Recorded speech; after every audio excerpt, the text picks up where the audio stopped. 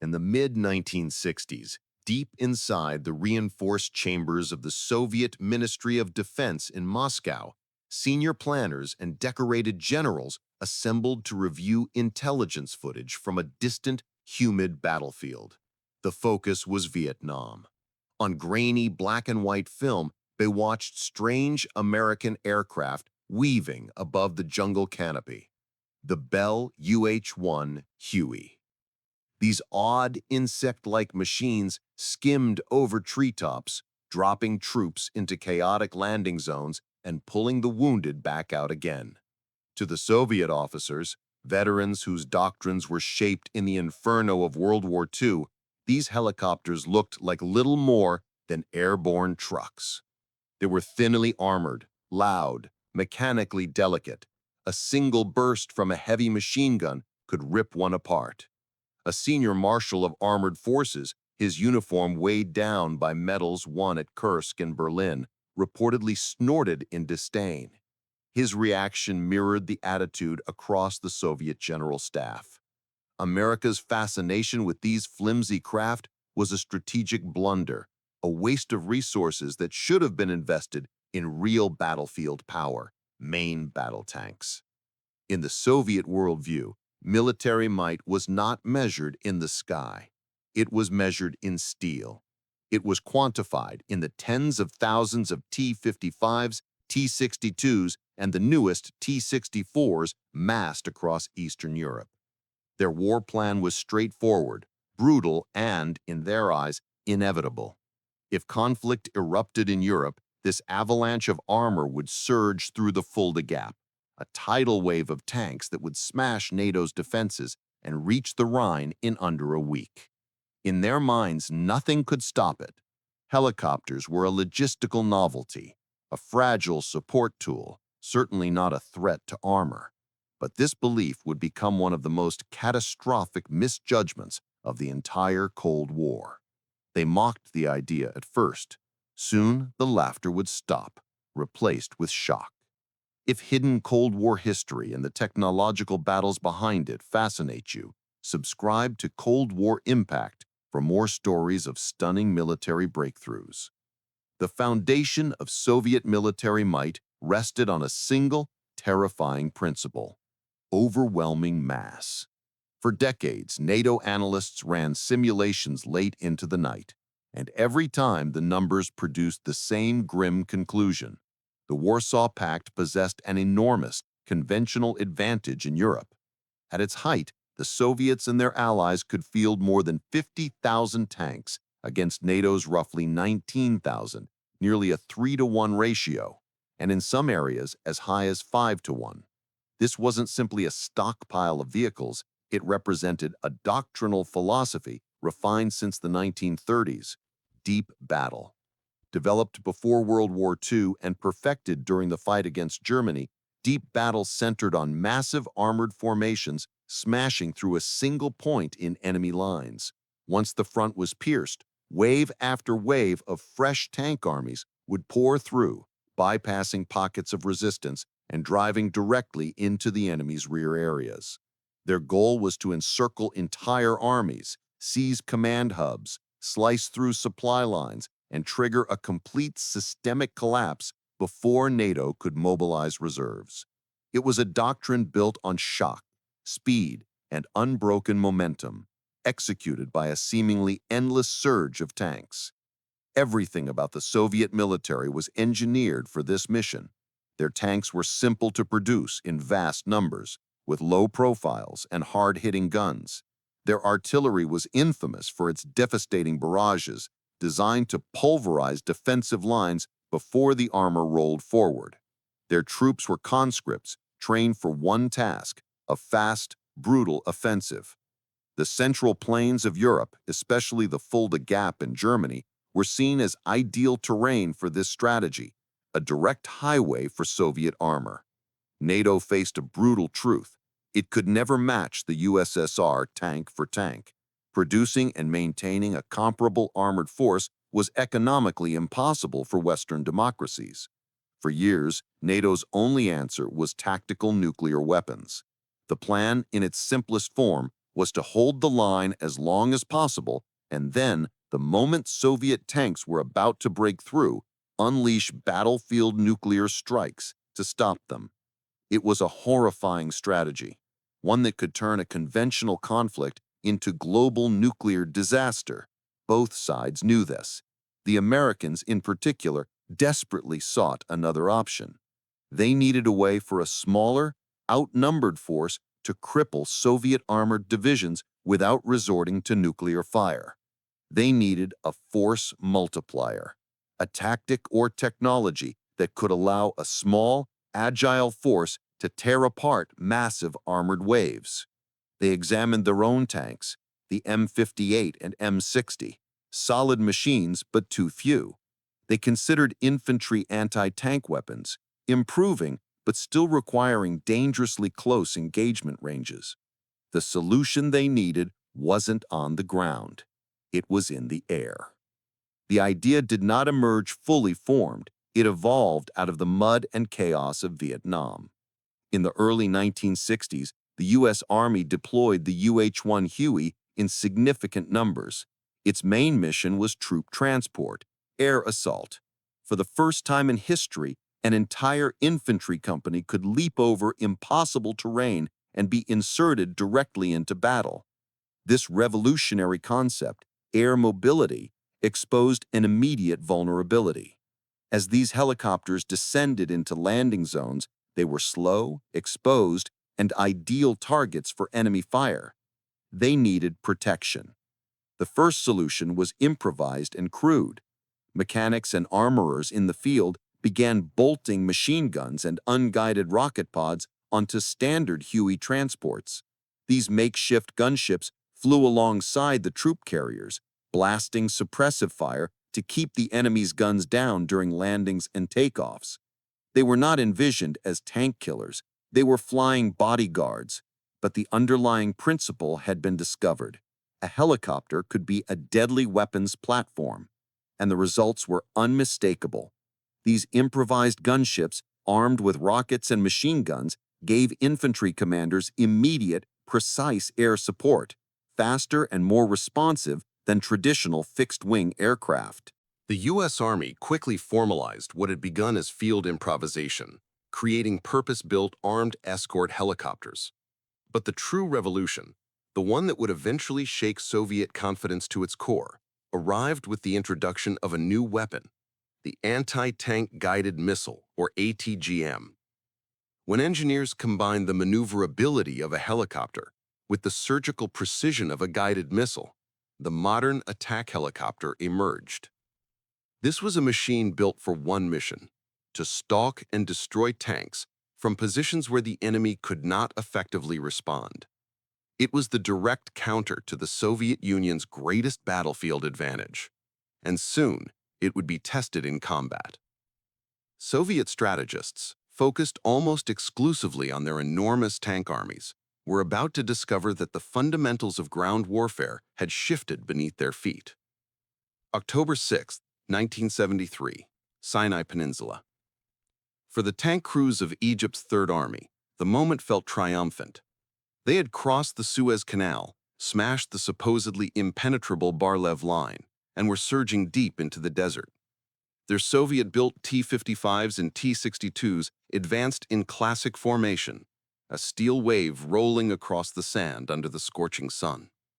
They were executing Soviet deep battle doctrine flawlessly against an enemy taken by surprise. For several days, everything went according to the script. Then, the battlefield changed. An Egyptian tank commander, peering through the narrow vision block of his T-62, would have first noticed a small dark speck on the horizon. It wasn't a jet, too slow, too deliberate.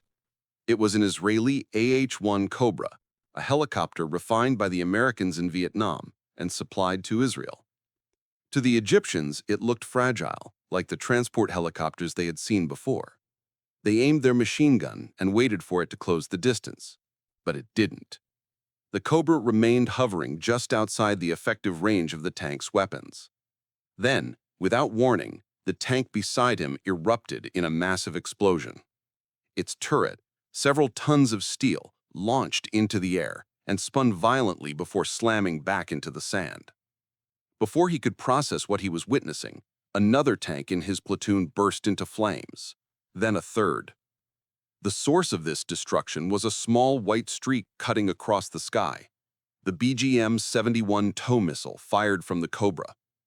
As it flew, two thin wires streamed behind it, guiding the missile directly to its target.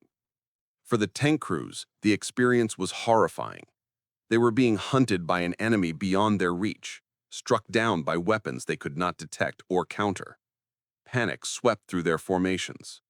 Their greatest strength, the concentration of armor, was being turned into a liability. They were being dismantled one vehicle at a time with unnerving precision. Soviet advisors embedded with Egyptian and Syrian forces sent frantic, conflicted reports back to Moscow. Analysts at the GRU pieced the data together, and what they found was deeply alarming. During the Yom Kippur War's brutal armor clashes, Egypt and Syria lost more than 2,500 tanks in just 18 days. Israeli tank crews in Centurions and Pattons accounted for most of those kills. But the impact of attack helicopters was undeniable and wildly disproportionate to their numbers. A single Cobra, costing a fraction of a main battle tank, could destroy several tanks in one sortie, without ever entering return fire range. The kill ratios were staggering. In some battles, Israeli helicopter teams reported destroying 10 or even 15 tanks for every helicopter lost. This was the statistic that sent shockwaves through the Soviet General Staff. Their European war plan relied on a massive, unstoppable tank offensive. The Fulda-Gap strategy assumed overwhelming momentum. But the lessons from Sinai showed a darker possibility. If NATO deployed not dozens, but hundreds of tank-killing helicopters, the Soviet armored spearheads could be shredded long before reaching the Rhine. Their momentum would collapse. Their formations would crumble. The very core of their strategic doctrine was suddenly vulnerable. The shock in Moscow was matched by triumph in Washington. The Cobra's performance in Israeli hands was the ultimate proof the U.S. Army had been waiting for. The makeshift gunships of Vietnam had evolved into a purpose-built tank destroyer. The evidence from 1973 silenced critics inside the Pentagon and Congress who doubted the concept's viability.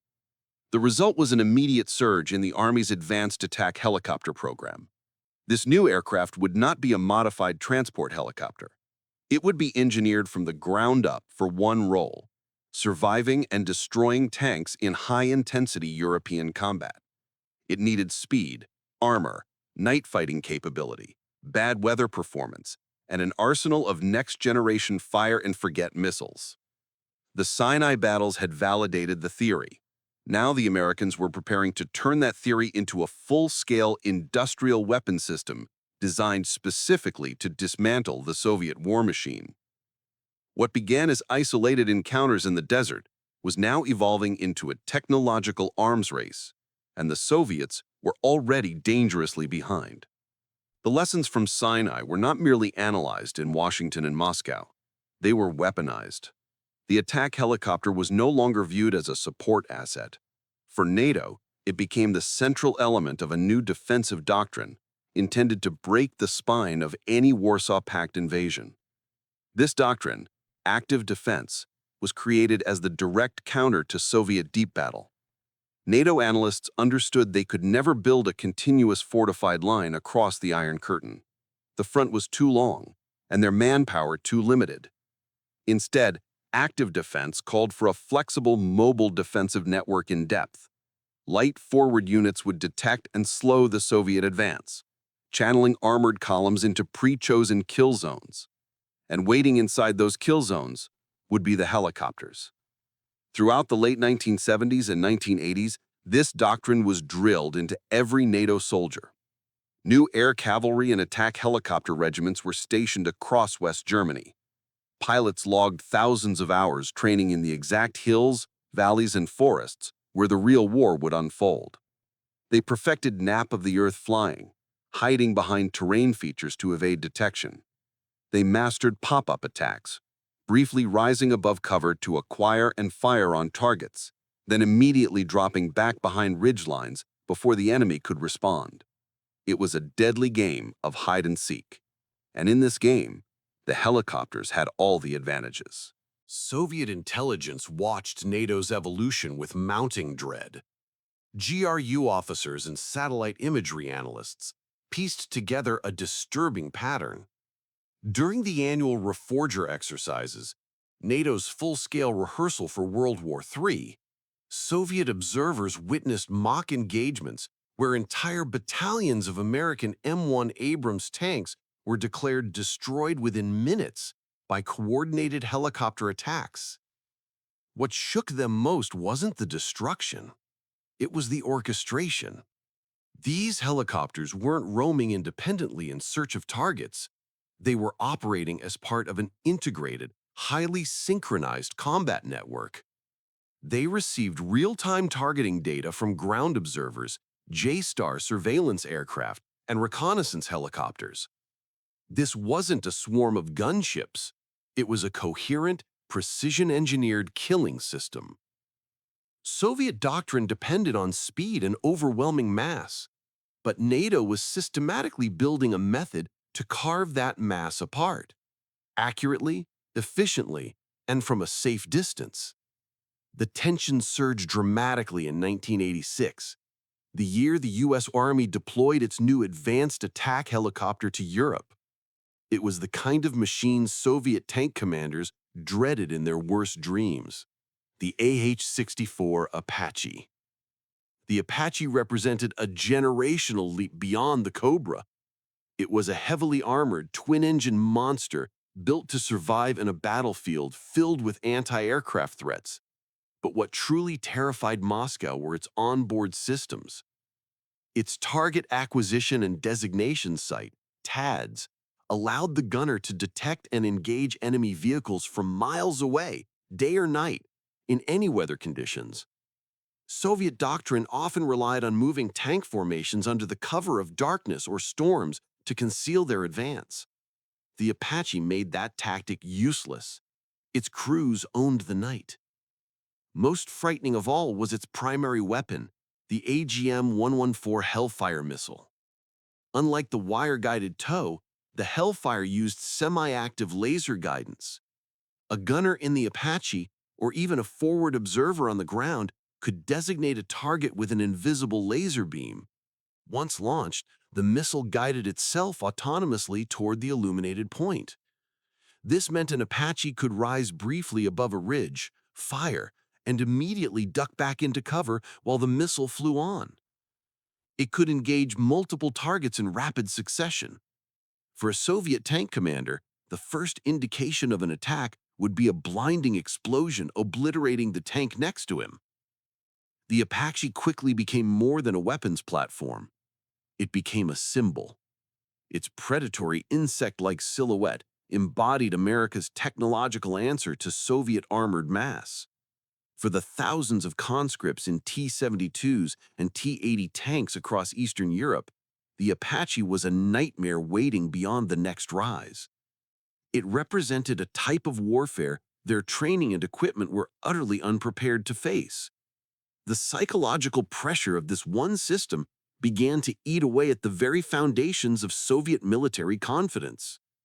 The arrival of the AH-64 in West Germany wasn't just another Cold War deployment, it was a strategic checkmate against the Red Army's most powerful asset. Inside the austere buildings of the Soviet General Staff, the atmosphere shifted from arrogant certainty to grim urgency. Reports about the Apache's abilities were dissected over and over again. Every wargame simulation ended the same way. The initial Soviet armored thrust into Western Europe was stalled, then systematically destroyed by NATO's helicopter forces. The dismissive laughter of the 1960s was gone. Now the marshals and generals, men whose entire careers were built on the doctrine of unstoppable armored mass, were forced to confront a devastating truth. Their main war plan no longer worked. Emergency meetings followed. Research bureaus received top priority orders. The entire Soviet defense industry was instructed to find a counter to the American attack helicopter. They rushed to respond, but they were trying to address a new type of threat with old doctrine, and every attempt failed. Their first instinct was to strengthen mobile air defenses. Each Soviet tank regiment was already supported by a battery of ZSU-23-4 Shilka self-propelled anti-aircraft guns. The Shilka, with 4 radar-guided 23mm cannons, had performed well in the Middle East against Israeli jets, but it was nearly useless against the Apache. The Shilka's radar and guns required line of sight. It was designed to shoot down aircraft flying overhead. NATO helicopter doctrine avoided exactly that situation. An Apache would never hover over a Soviet tank column. Instead, it would lie hidden behind hills and forests, popping up for mere seconds to fire a Hellfire missile from miles away. By the time a Shilka crew saw the helicopter, the missile was already airborne and the Apache was safely back in cover. The Soviets were trying to pick off a sniper using a shotgun. Their next layer of defense involved distributing massive numbers of man-portable air defense systems such as the SA-7 Strela and the newer SA-14 and SA-16 Igla. The plan was to create a dense, low-altitude missile threat so dangerous that flying a helicopter would be suicidal. But again, U.S. technology stayed ahead. The SAP-205 and Cobra both carried advanced infrared countermeasures. The ANALQ-144, nicknamed the disco ball, confused the simple heat seekers in these early Soviet missiles. Combined with flares, these helicopters could often divert or spoof incoming missiles. Even worse for the Soviets, man-portable air defense systems had a much shorter range than the Hellfire missile. An Apache could sit outside the manpad's engagement zone and obliterate Soviet tanks at will. The infantryman with a missile launcher was often struck down along with the tank he was defending, never getting close enough to even fire. In desperation, the Soviets tried to counter helicopters with helicopters. Their own attack helicopter, the Mi-24 Hind, was a formidable machine in its own right. Western analysts dubbed it the flying tank, due to its armor and weapons. But the Hind was built with a completely different philosophy. It was an airborne infantry fighting vehicle, a transport designed to muscle its way into the thick of battle, suppress enemy infantry, and support tank assaults. It was a bruiser, not a precision hunter. It lacked the long-range sensors, advanced night fighting ability, and fire-and-forget missile technology that made the Apache so lethal. In a direct encounter, the outcome was predetermined.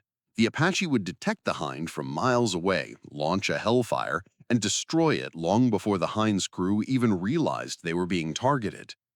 The Soviets had built a flying tank designed for close-range brawls, while the Americans had built a long-range aerial marksman, one that could kill from distances where retaliation was impossible.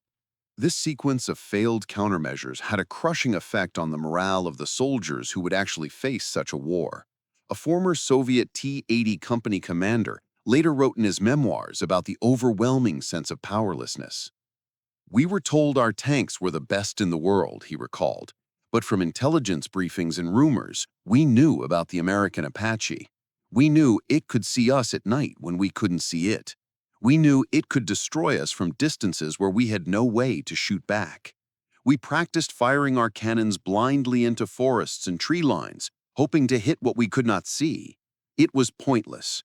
We all understood that if war came, we were simply lambs being marched toward a slaughter we would never see coming."